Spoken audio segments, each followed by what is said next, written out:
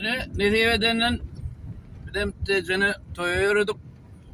Pot düşen bilen ne diyeden Allah sana kulları sağlamazsa da ola burayı versin. Yani oğlundan bir hala değil ne kalıptı.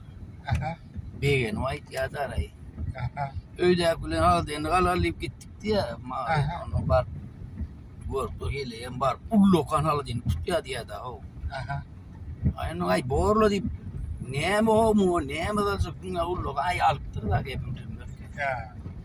Onun dün sen ettim de neyle haladın kovuken mi kovu işleye mi diyeceğim ay kovu tüyörümü ne ben orada yığına ya diye Bah.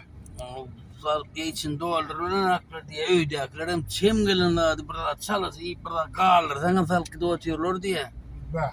onu ey hani ben köyün yokum ey ben hani toyu yiyen köyünüm dedim onu öydek anırk zaten haladın nıkta dikkat